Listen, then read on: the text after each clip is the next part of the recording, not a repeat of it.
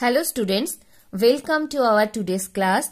Today I shall discuss the following topics from class 12 physics chapter 5, that means magnetism and matter. So first we shall derive one relation between relative magnetic permeability μr and magnetic susceptibility. Then we shall learn what is diamagnetic substance and diamagnetism, what is paramagnetic substance, paramagnetism, and in the same way we shall learn what is ferromagnetic substance and ferromagnetism.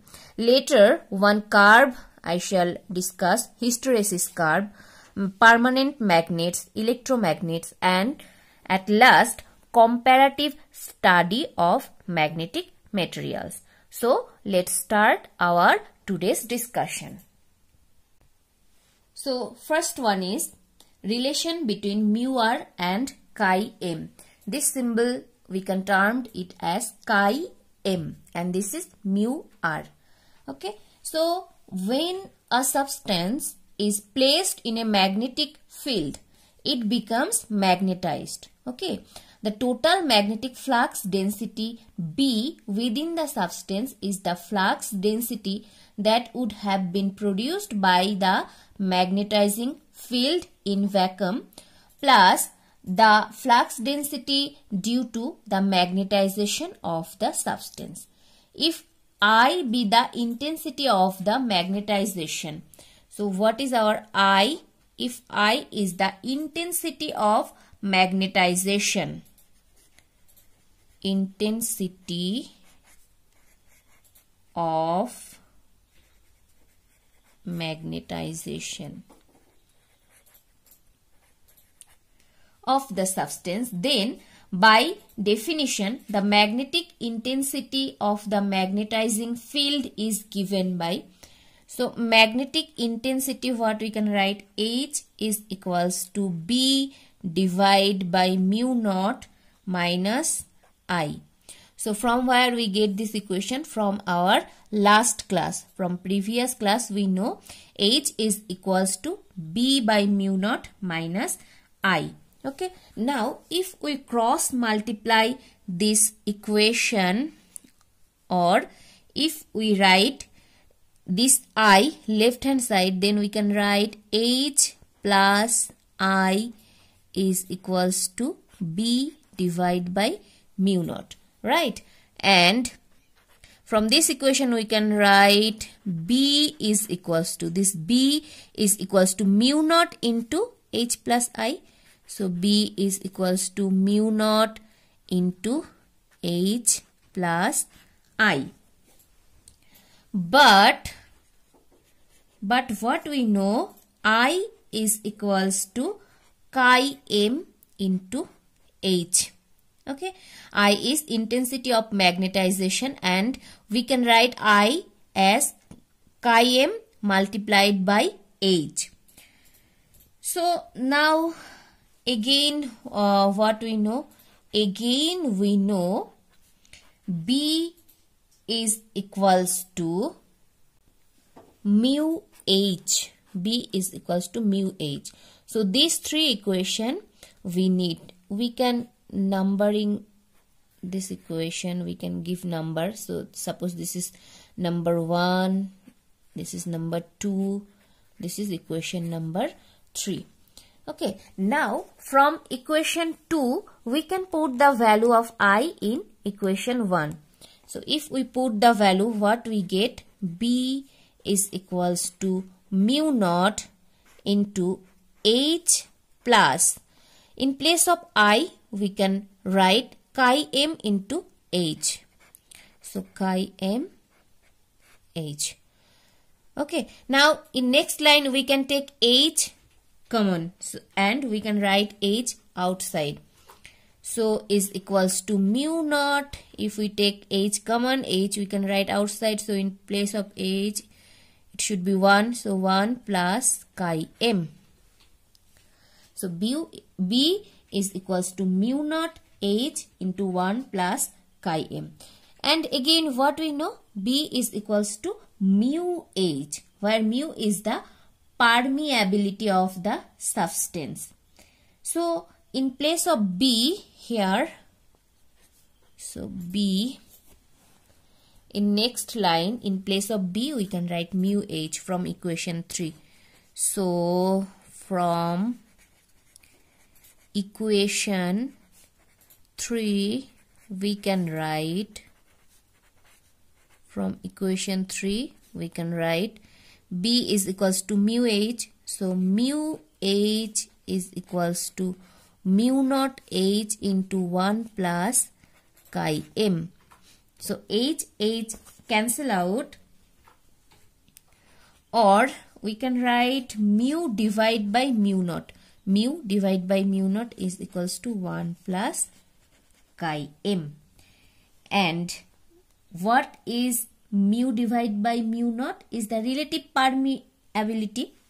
Mu by mu naught means mu r, so is equals to mu r. So what is our motto? To find the relation between chi m and mu r. So mu r is equals to 1 plus chi m. So this is our final relation. Mu r is equals to 1 plus chi m. So this is the solution for our problem number 1. That means relation between relative magnetic permeability and magnetic susceptibility. Okay, next move on to our next topic, second topic. For now, you have to listen carefully and check the figure provided. What is diamagnetic substance? Diamagnetic substances are those which have a tendency to move from stronger to the weaker part of the external magnetic field. Clear? Now, when a bar of diamagnetic material is placed in an external magnetic field, the field lines are repelled or expelled and the field inside the material is reduced. Now, what is the explanation for diamagnetism? Diamagnetic materials are the substances in which resultant magnetic moment in an atom is zero.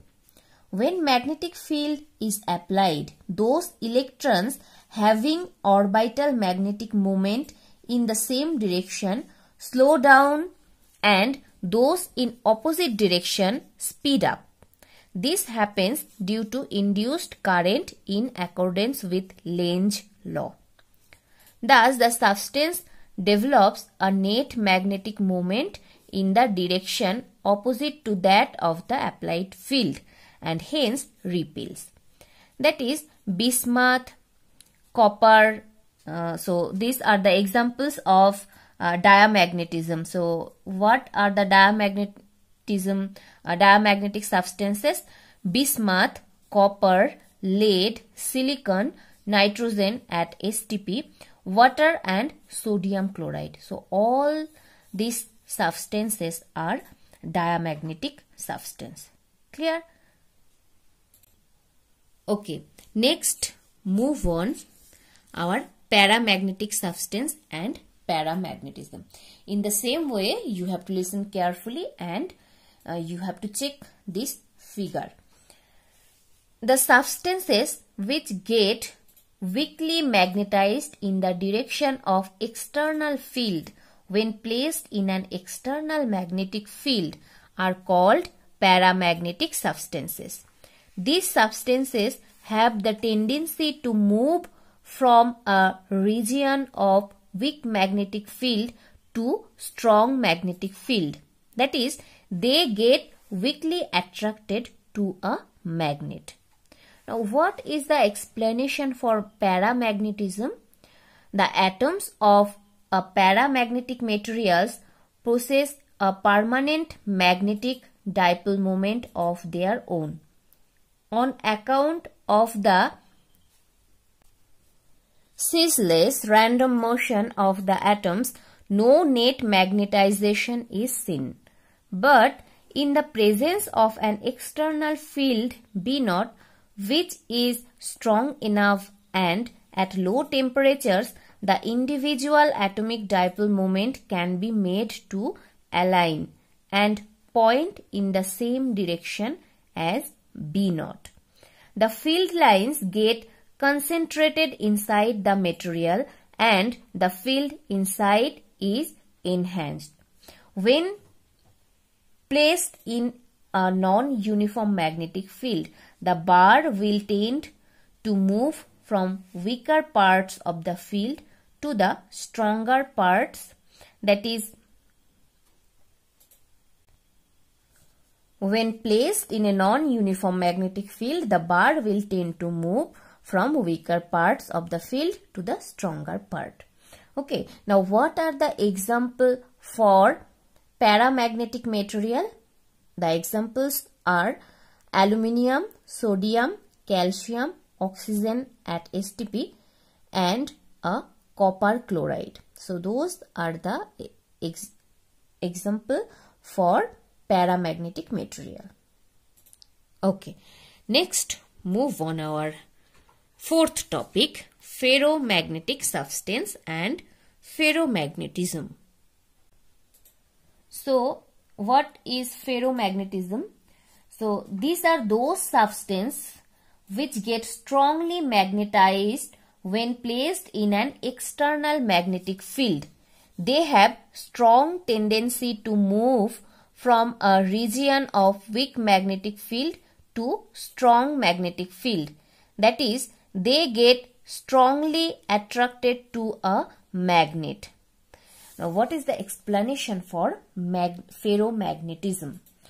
The atoms in a ferromagnetic materials possesses a dipole moment aligned in a common direction over a macroscopic volume called domain. Each domain has net magnetization. When we apply an external magnetic field B naught, the domains orient themselves in the direction of B naught and simultaneously the domain grows in size. The ferromagnetic property depends on the temperature. At high temperature, a ferromagnet becomes a paramagnet. The temperature of transition from ferromagnetism to paramagnetism is called the Curie temperature, and we can write Curie temperature as T suffix C, Tc. Okay, I repeat, the temperature of transition from ferromagnetism to paramagnetism is called the Curie temperature. The susceptibility in the paramagnetic phase is described by chi m is equals to C divided by T minus Tc. Okay, next move on our fifth topic, hysteresis curve.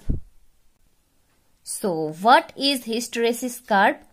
The hysteresis curve represents the relation between the magnetic induction B or intensity of magnetization I of a ferromagnetic material with magnetic intensity H. The graph shows the behavior of the material as we take it through one cycle of magnetization shown in the figure. So an unmagnetized sample is placed in a solenoid and current through the solenoid is increased. The magnetic field B in the material rises and saturates as depicted in the curve OA. Next, if H is decreased and reduces to 0, then at H is equals to 0, B naught is equals to 0. And this shown by curve AB. The value of B at H is equals to 0 is called retentivity. The value of B at H is equals to 0 is called retentivity. Now the current in the solenoid is reversed and slowly increased. We again obtain saturation in the reverse direction at D. The value of H at C is called coercivity. Now the current is reduced, curve DE, you can see the curve DE when the current is reduced. Increased reversed curve EA. So then reversed curved EA is increased. The cycle repeats itself. For a given value of H, B is not unique, but depends on previous history of the sample. This phenomenon is called hysteresis. It is found that the area of hysteresis loop is proportional to the net energy absorbed per unit volume by the material, as it is taken over a complete cycle of magnetization. The energy so absorbed by the specimen appears in the form of heat energy. Okay? Okay, now what is permanent magnet? The substances which at room temperatures retain their ferromagnetic property for a long period of time are called permanent magnets. Permanent magnet can be made by placing a rod of ferromagnetic materials in a current carrying solenoid. The magnetic field of the solenoid magnetizes the rod. The material used for making permanent magnet should have high retentivity so that the magnet is strong and high coercivity so that the magnetization is not erased by stray magnetic field or temperature fluctuation or minor mechanical damage. Steel is favored for making permanent magnet. Now what is electromagnets? Electromagnets are usually in the form of iron core solenoids. The core of an electromagnet is made of ferromagnetic materials which have high permeability and low retentivity. Soft iron is suitable material for electromagnets. On placing a soft iron rod in a current carrying solenoid, the magnetism of the solenoid increases by thousands folds. Electromagnets are used in electric bells, loudspeaker and telephone diaphragms. Giant electromagnets are used in cranes to lift machinery and bulk quantities of iron and steel. Okay, so this is the basic idea about permanent magnets and electromagnets. Now I am sharing a table from which you can easily understand what is the comparison among diamagnetic substance, paramagnetic substance and ferromagnetic substances. That's all for today's class. Thank you so much for watching the video.